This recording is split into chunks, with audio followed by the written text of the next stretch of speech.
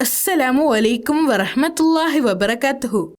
Hello friends, എല്ലാവർക്കും പ്രവാചക ചരിത്രത്തിലേക്ക് സ്വാഗതം. വിശുദ്ധ ഖുർആനിലും തിരുനബി വചനങ്ങളിലും പ്രതിപാദിച്ചിട്ടുള്ള ഏതാനും നബിമാരുടെ ജീവിത ചരിത്രത്തിലെ കുറച്ച് ഭാഗങ്ങളാണ് നിങ്ങൾക്ക് വേണ്ടി ഞങ്ങൾ ഇവിടെ അവതരിപ്പിക്കുന്നത്. ആയിരക്കണക്കിന് വർഷങ്ങൾക്ക് മുൻപ് നടന്ന ചരിത്രമാകുമ്പോൾ ചില അഭിപ്രായ വ്യത്യാസങ്ങളോ കുറവുകളോ ഉണ്ടാകും. അത് കൂട്ടുകാർ ക്ഷമിക്കുമല്ലോ. വളരെ വളരെ കാലം മുമ്പ് അല്ലാഹു സുബ്ഹാനഹു വ തആല ഈ പ്രപഞ്ചം സൃഷ്ടിച്ചു. ഈ മണ്ണിൽ നിന്ന് അല്ലാഹു ആദ്യ മനുഷ്യന് രൂപം നൽകി. അതിന് ആദം എന്ന പേരിട്ടു. അല്ലാഹു മലക്കുകളോട് ആദം നബിയെ സുജൂദ് ചെയ്യാൻ കൽപ്പിച്ചു.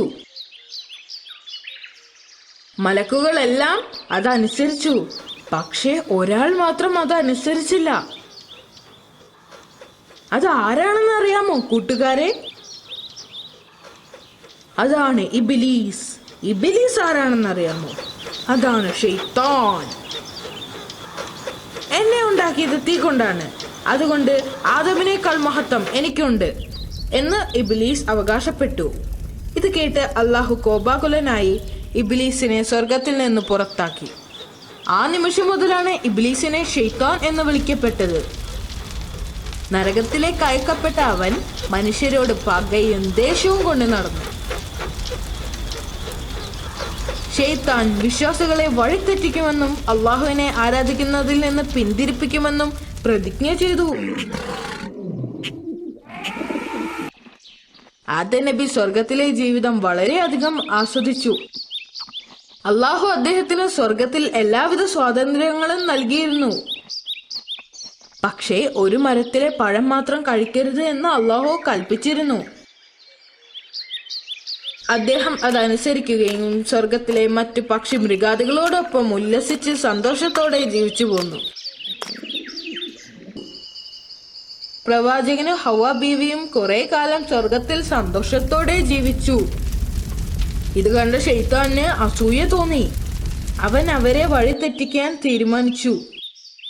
ഉടനെ ശൈത്താൻ ഒരു പാമ്പിന്റെ രൂപത്തിൽ സ്വർഗത്തിൽ എത്തുകയും അവരെ പലതും പറഞ്ഞ് പ്രലോഭിപ്പിച്ച് വിലക്കപ്പെട്ട പഴം കഴിക്കാൻ പ്രോത്സാഹിപ്പിച്ചു. അവർ ആ പഴം കഴിക്കുകയും അത് കഴിച്ചു തീരുന്നതിന് മുൻപ് തന്നെ അവരുടെ തെറ്റ് മനസ്സിലാക്കുകയും ചെയ്തു. അവർ കുറ്റബോധം കൊണ്ട് വിഷമിച്ചു. പഴം കഴിച്ച ശേഷം അവർ നഗ്നരാണെന്ന സത്യം അവർ മനസ്സിലാക്കുകയും ചെയ്തു. അവർ അള്ളാഹുവിന്റെ ശിക്ഷയെ ഓർത്ത് ഭയപ്പെട്ടു. ഇതറിഞ്ഞ നിമിഷം അള്ളാഹു കോപാകുലനാകുകയും അവരെ സ്വർഗത്തിൽ നിന്നും പുറത്താക്കുകയും ചെയ്തു. തങ്ങൾ ചെയ്ത പാപത്തിന്റെ ഫലമായി സ്വർഗത്തിൽ നിന്ന് അവരെ പുറത്താക്കി. അവർ ഭൂമിയിലെത്തി. കുറേ കാലം ഭൂമിയിൽ അലഞ്ഞു തിരിഞ്ഞ ശേഷം അവർ പുഴക്കരയിൽ താമസമുറപ്പിക്കാൻ തീരുമാനിച്ചു. അങ്ങനെ വർഷങ്ങൾ കടന്നുപോയി. ഹവ്വ ബീവി ഇരട്ട കുട്ടികൾക്ക് ജന്മം നൽകി. ഒരു ആൺകുട്ടിയും ഒരു പെൺകുട്ടിയും. ആൺകുട്ടിക്ക് ഹാബീൽ എന്ന് പേരിട്ടു. അതിനുശേഷം ഹവ്വ ബീവി മറ്റൊരു ഇരട്ട കുട്ടികൾക്ക് ജന്മം നൽകി. അതും ഒരു ആൺകുട്ടിയും പെൺകുട്ടിയുമായിരുന്നു. ആൺകുട്ടിക്ക് കാബീൽ എന്ന് പേരിട്ടു.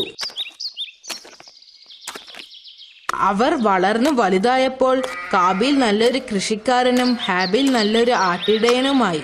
ഇരുവർക്കും വിവാഹപ്രായമായപ്പോൾ അള്ളാഹുവിന്റെ കൽപ്പന പ്രകാരം കാബീൽ ഹാബീലിന്റെയും ഹാബീൽ കാബീലിന്റെയും സഹോദരിമാരെ വിവാഹം കഴിപ്പിക്കുവാൻ തീരുമാനിച്ചു. കാരണം ഭൂമിയിൽ അന്ന് വേറെ പെൺകുട്ടികളില്ലായിരുന്നു.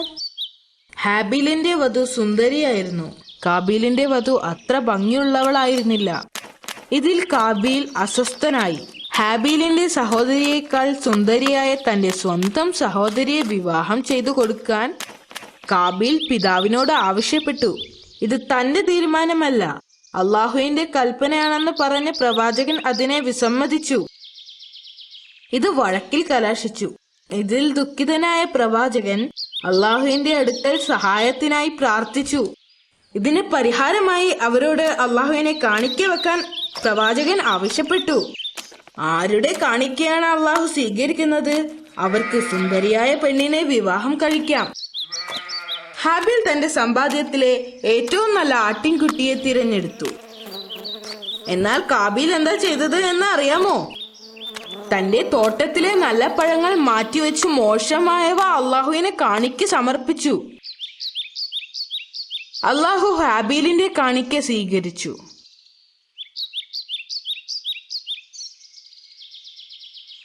അള്ളാഹു ഹാബീലിന് സുന്ദരിയായ പെൺകുട്ടിയെ ഇണയായി നൽകി. ഇത് കാബീലിന് ഒട്ടും സഹിച്ചില്ല.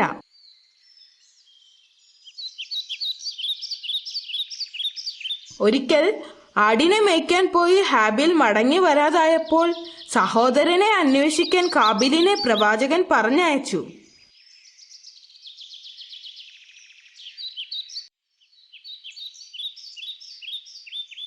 കാബീൽ ഹാബീലിനെ അന്വേഷിച്ച് കണ്ടെത്തി. കാബീൽ അപ്പോഴും കോപാകുലനായിരുന്നു. അവൻ സഹോദരനോട് പറഞ്ഞു, അള്ളാഹു നിന്റെ കാണിക്ക സ്വീകരിച്ചു, എന്റേത് നിരാകരിച്ചു. ഇത് കേട്ട് ഹാബീൽ ക്ഷമയോടെ പറഞ്ഞു, അള്ളാഹു അവനെ ഭയപ്പെടുന്നവരിൽ നിന്ന് മാത്രമേ കാണിക്ക സ്വീകരിക്കുകയുള്ളൂ. ഇത് കേട്ട് കാബീൽ അവിടെ ഉണ്ടായിരുന്ന കല്ലുകൊണ്ട് ഹാബീലിനെ ആക്രമിച്ചു. ഹാബീൽ കാബീലിനേക്കാൾ ശക്തനായിരുന്നു. എങ്കിലും ഹാബീൽ പറഞ്ഞു, നീ എന്നെ കൊല്ലാൻ ശ്രമിച്ചാലും ഞാൻ നിന്നെ ദ്രോഹിക്കാൻ മുതിരില്ല, കാരണം ഞാൻ അള്ളാഹുവിനെ ഭയപ്പെടുന്നു. ഇത് കേട്ട കാബീൽ ഒരു കല്ലുകൊണ്ട് ഹാബീലിന്റെ തലക്കിടിച്ച് കൊലപ്പെടുത്തി.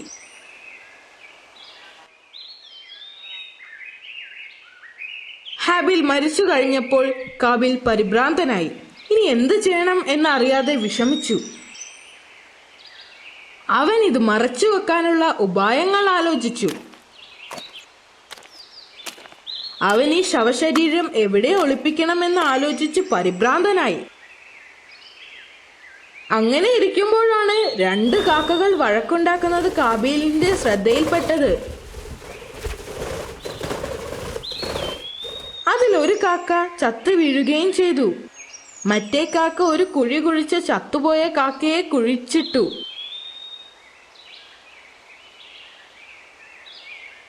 ഇത് കണ്ട കാബീൽ ഹാബീലിന്റെ ശരീരം അതുപോലെ മറവ് ചെയ്തു. തെറ്റ് ചെയ്ത ശേഷം കാബീൽ പശ്ചാത്തപിച്ചു. അവൻ സ്വന്തം കുടുംബത്തിലേക്ക് ഇനി തിരിച്ചു പോകാൻ കഴിയില്ല എന്ന് മനസ്സിൽ